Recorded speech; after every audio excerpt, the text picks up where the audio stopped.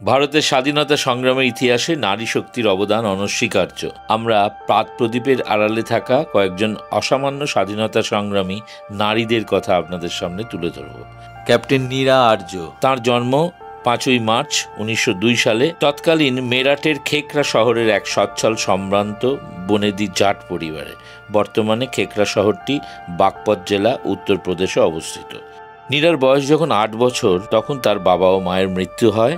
এই ঘটনার কিছুদিন পরেই খেকরা শহরে আর্য সমাজের একটি কনফারেন্সে যোগ দিতে হরিয়ানার বিখ্যাত ব্যবসায়ী তথা সমাজসেবী ব্যক্তিত্ব ছাগুরাম লাম্বা আসেন।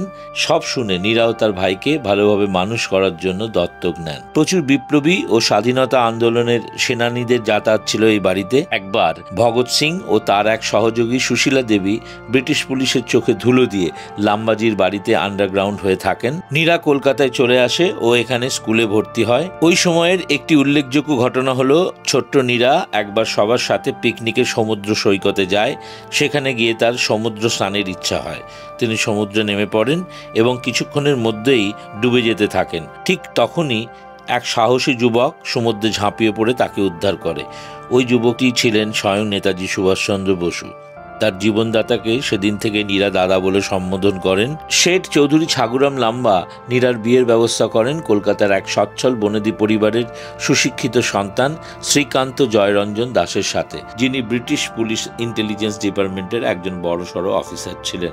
বিয়ের পর নীরা জানতে পারে তার স্বামীর আসল পরিচয় এবং এও জানে যে তার স্বামী একজন স্পাই। বহু বিপ্লবীকে সে অ্যারেস্ট করেছে। সে নেতাজির বিপ্লবী কর্মকাণ্ডেও যে স্পাইগিরি করছে তাও নীরা জেনে যায়। আরও জানতে পারে যে তার স্বামীর চেষ্টায় ব্রিটিশ পুলিশ নেতাজিকে মেরে ফেলার চক্রান্ত করছে। নীরা স্বামীকে সব থেকে বিরত থাকতে ও এই চাকরি ছেড়ে অন্য কিছু করতে বলেন। তিনি বলেন, হয় আমি নয়তো ইংলিশ জব, এই দুটোর মধ্যে একটাকে তোমায় বেছে নিতে হবে। স্বামী গভর্নমেন্ট জবকেই বেছে নেন।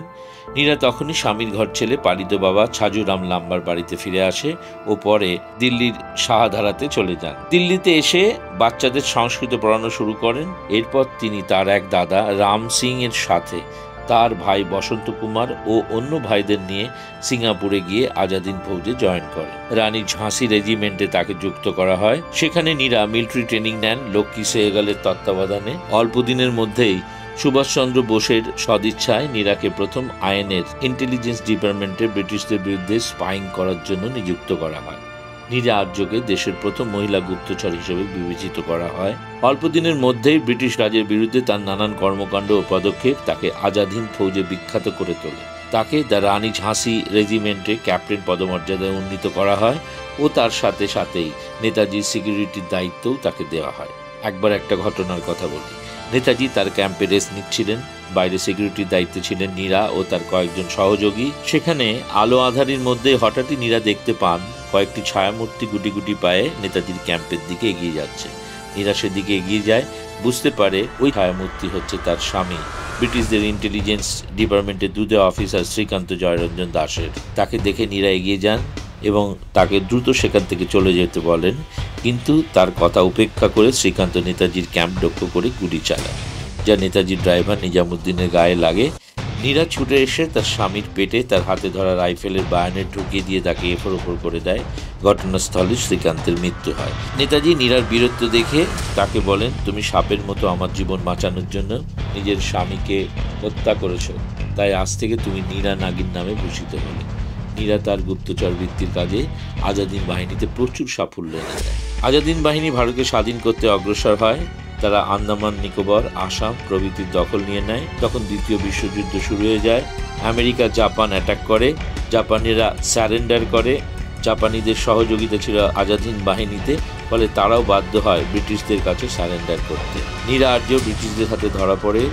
3রা মে 1945-এ ও কলকাতার সেন্ট্রাল জেলে তাকে স্থানান্তরিত করা হয়। বিপ্লবী আগ্রাসন ঠেকাতে সব আজাদ হিন্দ বাহিনীর সদস্যদের ব্রিটিশ রাজরা মুক্তি দেয়, কিন্তু নীরা আর্যকে তারা মুক্তি দেয় না। তাকে আন্দামান ও নিকোবরের সেলুলার জেট বা কালাপানিতে পাঠানো হয়। সেখানে তার উপর অকথ্য অত্যাচার চালানো হতো। লোহার বড় কাঁচি দিয়ে তার স্তন যুগলকে কেটে দেওয়া হয়, কিন্তু তার কাছ থেকে কোনো ইনফরমেশন ব্রিটিশ রাজ আদায় করতে পারেনি। তখন তারা অচৈতন্য নীরাকে দ্বীপের কোনো জঙ্গলে ফেলে দিয়ে আসে। জ্ঞান ফিরলে মীরা দেখে সে হিংস্র ট্রাইবালদের মধ্যে এসে পড়েছে। তার বিচক্ষণতা, বিবেক, বুদ্ধি দিয়ে ওই ট্রাইবালদের মন তিনি জয় করেন ও তাদের সেবা শুশ্রূষায় অল্প দিনের মধ্যেই কিছুটা সুস্থ হয়ে ওঠেন।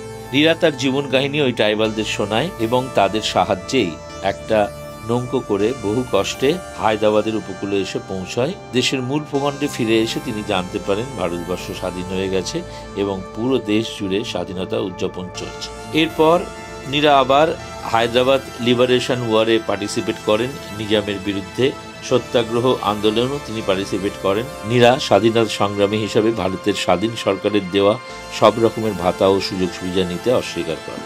হায়দ্রাবাদের রাস্তায় ফুল বিক্রি করে তার জীবন নির্বাহ করতেন তিনি। ভালোবেসে তাকে মানুষজন পেদাম্মা বলে ডাকত। 1998 সালের 26শে জুলাই রবিবার 96 বছর বয়সে চারমিনার গেটের কাছে উসমানিয়া হসপিটালে এই মহীয়সীর জীবনাবসান হয়। ভারতবর্ষের এই 79তম স্বাধীনতা দিবসের প্রাক্কালে আনকাট ট্রুথের শ্রদ্ধার্ঘ্য।